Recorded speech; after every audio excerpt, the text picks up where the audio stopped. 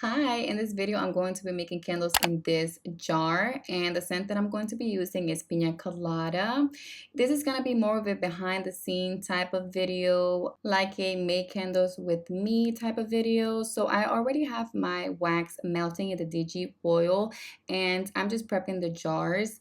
I used a glove because I don't want all of my fingerprints in the jar, and I'm cleaning it with alcohol. This is the time that I prep the jars, is whenever my wax is melting. Since I'm not making a lot of candles, it shouldn't take long for me to prep the jars. So I'm gonna go ahead and wick them. I use wooden wicks, and I also switched to using sticky tabs to stick my wicks. I used to use the red RTV gasket maker for high temperature, which it was great, but I feel like the process was longer and it was a lot messier. So the sticky tabs are a lifesaver. I like it 100,000 times better. I'm also using this wooden little circle thingies that my fiance made for me to make sure that the wicks are centered. Let me know in the comments if you guys would like to see a video about how he made them, and I'll go ahead and record that for you guys. One of the things that is good about using a wood wick is that if you don't get it right in the center, you can just kind of like pull it out and kind of like mess with it, just put it whatever way it needs to go. The sticky tab is still in there. Let's say that it's a little bit more to the left. I'll just put the wick a little bit more to the right, and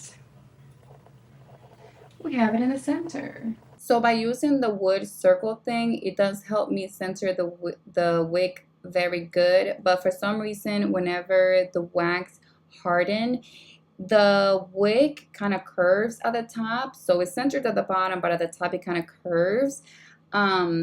So I sometimes have to go back and fix it. Like I have to melt the wax a little bit and center the top wick, if that makes any sense. Let me know in the comments if that happens to you, and how do you fix it? How do you prevent that from happening to you?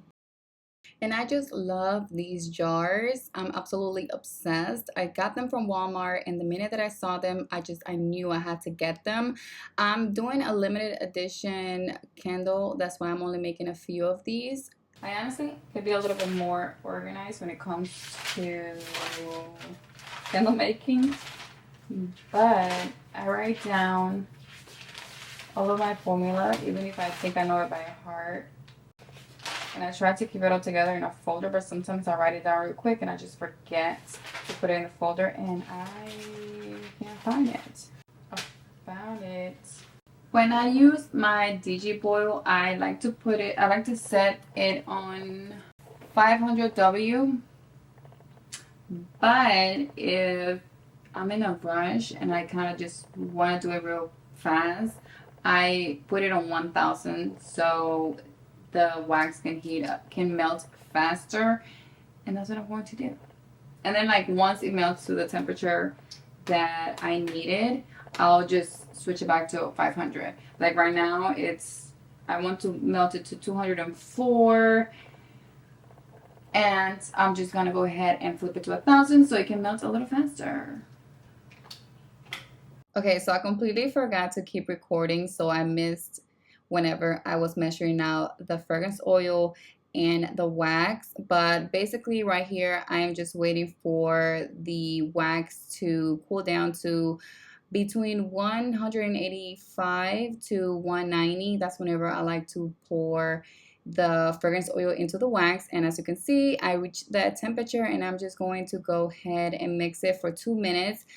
Nothing less. I actually look at the time and make sure that I'm stirring for 2 minutes exactly to make sure that the wax and the fragrance oil are binding together.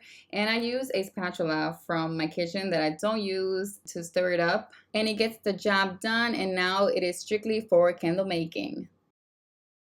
Once the 2 minutes are up, I do check the temperature of the wax one more time before I pour it into the jars. But basically, the temperature of the wax for me to pour it, to me, is not that important. The most important temperature for me is what you melt your wax to, and also the temperature to add the fragrance oil. Those are the two most important temperatures for me. So pouring temperature is not that big of a deal for me. So I just go ahead and pour it into the jars, wait for them to cool, and this is how they look.